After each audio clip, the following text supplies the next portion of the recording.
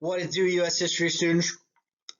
We're back, hopefully, after you did the Cold War policy options. I'd be interested to think about or talk about which ones you selected or which ones you thought were most appropriate for the situation. If you were consistent across all the situations, or if you picked and chose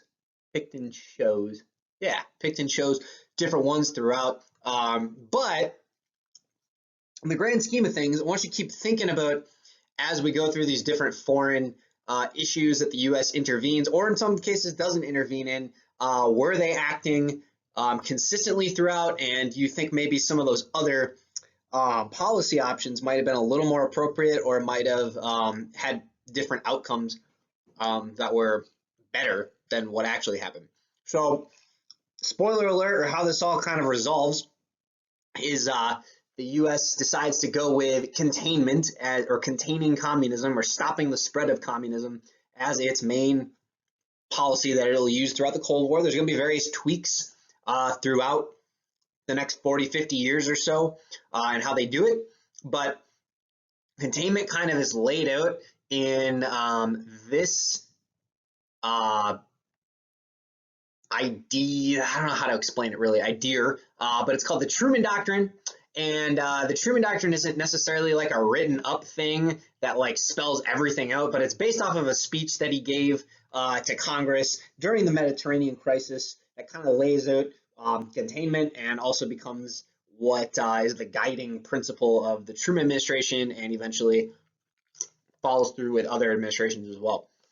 So Truman, during the Mediterranean crisis, he promises to aid nations struggling against communist movements, and he doesn't say Soviet Union specifically in his speech. He talks about totalitarian regimes and kind of makes reference to communism, but doesn't call it the Soviet Union specifically. And there might have been some method to that, or some reason to that.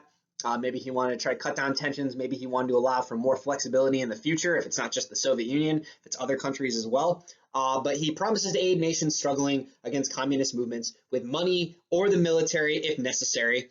And you're going to see that play out in a variety of different areas. But right now we're talking about Greece and Turkey. And this is the beginning of this policy, which was policy option number 2, which is called containment, or stopping communism from spreading. So this is a little bit different than Pax Americana, because they're not talking about getting rid of communism where it already is. They're not talking about going to war directly with the Soviet Union, but instead just sorry, I just had a thought here about how I'm going to export this video. I apologize. Anyway, but stopping it from going into other countries, especially ones in Western Europe, eventually Asia, and then in the Latin America region as well. And the big place where it was first used was Turkey and Greece, where they gave $400 billion to try to help stop in both economic aid and military supplies to stop the spread of communism into those areas. So if you picked containment, if that was the option that you liked, then that was the one that they ended up going with. And we're going to try to apply this idea of containment here in the next couple situations, because that wasn't the only one that came up in the Mediterranean region. There are a variety of other Cold War crises that occurred. So here's the deal. I'm going to read you the situation. There's a couple different ones. I'm going to go kind of quick. If you want to pause me and think about which ones you think were the best, it'd be good for application, but do what you think is right in this case. But one of the big sources of conflict that occurred was the Berlin blockade. So the Soviet Union announced at the beginning of April in 1848 it would carefully inspect all goods shipped through its occupation zone in West Berlin. So one thing that happened as a result of World War II was Germany got split up into West and East Germany, and then also the capital, Berlin, got split into West and East Berlin. So Berlin is in eastern part of Germany, which was under kind of Soviet influence, but the capital was split between the Western countries and then the Soviet side as well. So basically, he said it would carefully inspect all goods shipped through its occupation zone to West Berlin. In practice, this meant that the Soviets would make it impossible for the United States, Britain, and France to trade freely with Berlin, or that part of Germany. The British, French, and American occupation zones of Berlin would then become completely dependent economically on Soviet-occupied East Germany. So they're worried about Berlin kind of falling under the control of all of East Germany and the Soviet influence directly. So in taking action on April 1st, the Soviets were not breaking a signed agreement. In the discussions of the future of Germany during the Yalta and Potsdam conferences during World War II, the Soviet Union only gave oral consent for free access to Allied sectors of Berlin. The Soviets never made a written commitment to allow passage through their zone in East Germany to Berlin. By July 1948, the Soviets had totally stopped rail and road traffic for the 110 miles between Berlin and the West. The Berlin blockade was the latest in a series of provocative social actions. The Soviets had earlier taken goods worth many $billion out of East Germany and partial payment of $10 billion they had been promised at Yalta. They also demanded reparations from their zones of their former allies. Furthermore, in response to a currency reform in the Western zones, the Soviet flooded their zone with paper currency, causing inflation throughout Germany. You know from World War II that inflation in Germany can be a bad thing. The Soviets suspected that Britain, France, and the United States were working ever more closely together to create an independent West Germany. The blockade was, in part, an attempt to prevent further cooperation among the Western democracies. So once again, this kind of goes back to the concerns that they had following World War II. The Soviets are worried about Western countries ganging up on them, and they see this as an opportunity to stop or quash Western influence. And the Western countries, including the United States, are worried about the spread of communism and causing more global conflict. So there's three options on the board here. They are, well, here's the question. How should the Soviets respond? So the first one is they could use US tanks with air support to lead convoys into Berlin from West Germany, so be very aggressive.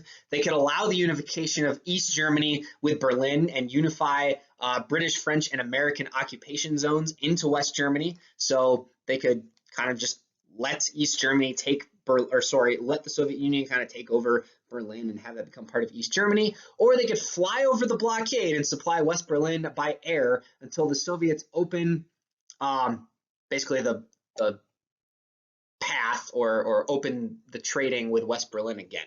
Okay, so again, thinking about containment, which one of these do you think most represents this idea of containment of communism and Soviet influence?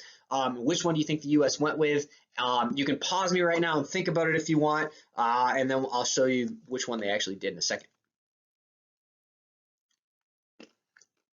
So correct answer, that was containment, was fly over the blockade and supply West Berlin with air. Again, they're only controlling or doing something with their zone. They're not doing stuff to try to roll back influence in the Soviet part of Berlin or Germany, only accessing the part that they are kind of influencing at that time.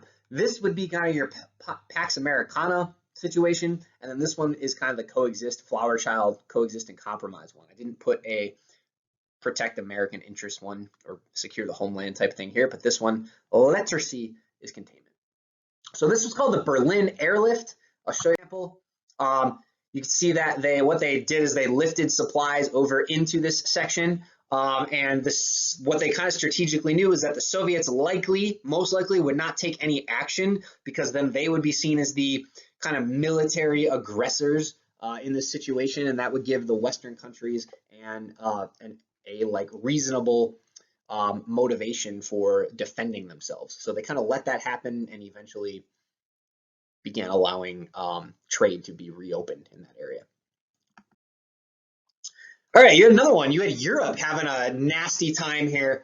So 2 years after the World War II ended, Europe had not begun to recover from the most destructive war in its history. Cities had been systematically destroyed block by block. Where apartment houses once stood, rubble lay as far as the eye could see. There were no police, no fire departments, no running water, no sewers, no schools, and no operating factories. People fainted in the streets from hunger and froze to death in their homes. Some even burned their own furniture for temporary relief from the cold. This was the situation everywhere in Europe, in Berlin, Rome, and London, as well as in dozens of smaller cities, hundreds of towns, and thousands of villages. To many, it seemed that Europe would not revive itself, or could not revive itself. There was no money to open mines, repair railroads, repave streets, rebuild bridges, and restore hope. There was not even enough money for Europe to feed its starving millions. These economic hardships also created great political difficulty. People on the verge of starvation could easily be tempted into supporting major economic changes in France and Italy. For instance, somewhere between 25 and 40% of all voters were willing to vote for communist parties that made them great promises of improvement in their lives. there was a distinct possibility that the communists would win the election in Italy, the next election in Italy. So what do you do with this type of situation where people that have typically been allies of the United States and other European countries are having a lot of problems and are starting to think of communism being a potentially good alternative? So there's three options. You could state U.S. concern and willingness to lend money, but focus on issues at home first that you feel like are more pressing. You could warn the Soviets that the U.S. would not allow a communist government to control France or Italy and would take strong measures to restore democratic rule. Or you could spend hundreds of billions of dollars to put the countries of Western and Central Europe back on their feet and so that they could support themselves. So which one of these do you think would be most congruent with the idea of containment, containing communism, but not necessarily rolling it back from places where it is?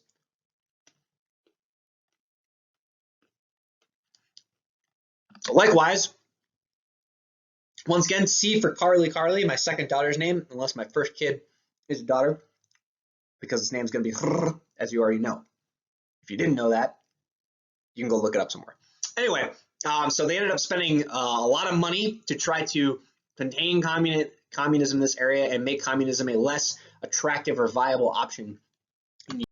This is a specific term, super important. It's called the Marshall Plan, and it sounds a little bit like the Truman Doctrine, but it was focused on a different area, and it didn't involve the military, it involved financial aid. So Marshall Plan was an initiative in America. It was named after George C. Marshall, who was a general during World War II, and then he became Secretary of State, kind of instituted this plan for Harry Truman, where they would give $17 billion, which is approximately $160 billion in current dollar value, in economic support to help rebuild European economies after the end of World War II. So just to put this into perspective, I mean, we're talking about coronavirus right now. The US just gave a $2.2 trillion stimulus bill to Americans to help the American economy during this pandemic.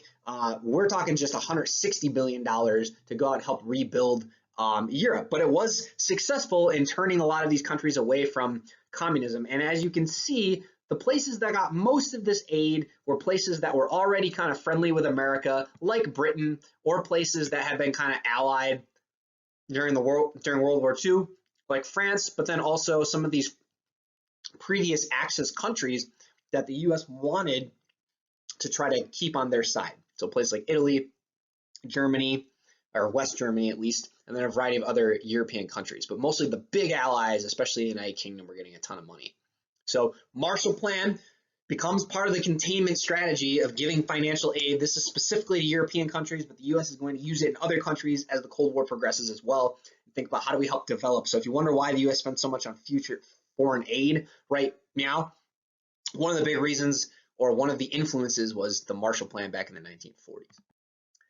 Last one, I think, Soviet military presence in Europe. So shortly after World War II ended, the United States brought 90% of its troops home from Europe, leaving slightly more than 300,000 on the continent. In contrast, the Soviets maintained a 4 million soldier Red Army under arms, none very far from Western Europe. Satellite or pro-Soviet countries in Eastern Europe, like Poland, for example, had a million soldiers compared to 860,000 troops in West Europe. In addition, large parts of the British and French armies were in Asia trying to hold on to their colonies. These soldiers would not be available in time to defend their homelands in case of Soviet attack unless one counted the US absolute superiority in nuclear weapons and political balance in Europe had shifted in favor of the USSR, or the Soviet Union. Up until 1949, U.S. defensive strategy relied mainly on the possession of nuclear arms, but the Soviets exploded their first nuclear device in August that year. U.S. strategy henceforth could no longer be based on the U.S. being the sole possessor of atomic weapons. You're going to see this nuclear arms race, or nuclear buildup, as we call it sometimes, throughout the next 50 years. So how should the U.S. respond? So should they continue surrounding the Soviet Union with bases for U.S. bombers equipped with nuclear weapons to remind Soviets of of the U.S. supremacy in this regard? Should they strengthen U.S. conventional or non-nuclear forces in Europe and ask Britain, France, and Western European countries to increase their military strength?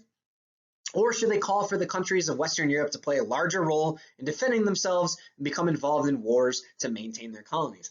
So, I mean, these kind of echo even current day sentiments if you follow global politics and US foreign policy. But think about which one you think is most congruent to containment and how the US might solve this issue. All right, so we got B as in David Carley, my first daughter's name, unless my first kid is a daughter, as we described on the previous slide. But the U.S. goes with this. This is their idea of containment in this situation. They're going to use conventional forces. You might be wondering, like, isn't this also containment over here surrounding the Soviet Union? It's like physically kind of containment, but this would be more of a Pax Americana, massive retaliation type of situation because you're threatening nuclear warfare. The U.S. is going to try to shy away for most of the Cold War of directly threatening warfare or nuclear warfare. So what they did is they kind of created a military alliance to increase military strength across Europe, and you might know that currently as a specific called, oh, I don't have it, it's called NATO, or the North Atlantic Treaty Organization. So that was developed as a way to protect allies and also be a method of containment as it went through. This kind of just like summarizes it for you. So I'll just put it here if you want to, it says see next slide, but that's not actually true. If you want to just see it put out there for you. So you've got the four crises. You've got the Mediterranean one that we had, Greece and Turkey. You got the Truman Doctrine, which is what we started with. Here's what they actually did. War-torn Europe. You've got the Marshall Plan, which I just talked about. I don't know why it says see next slide. I must have reordered them or something. The Berlin blockade, and then also NATO, or the containment using the military alliance. So you can pause that if you want to hang on to that, but that was how they solved those issues, and this is where they're developing their policy of containment. I'm going to really quick. Oh, I like this picture because I think it demonstrates well like the competing ideologies, and that's one of our big objectives, is looking at what are the competing ideologies that led to this tension, and how do the countries see themselves and see the other side during this conflict. So the bear represents the Soviet Union, and this represents Uncle Sam is the creepy representation of America. This is super, this would be just, I would rather have a bear coming at me than having this thing come at me. That's my thought. But anyway, what we do is we look at how do these cartoons represent points of view of the Soviet Union and the United States at the beginning of the Cold War. So this one on the left here, the people that are smaller are going to be the ones that are being, it's their perspective. So this is the US and this is the USSR, or I'm just going to write because I can't write well with this, my mouse pad. Soviet Union. Okay, so what is it kind of demonstrating to you? So I would suggest just pause, take a look at it, try to think about these two questions. What is the United States' major concern? What is the Soviet Union's major concern from what you're looking at there?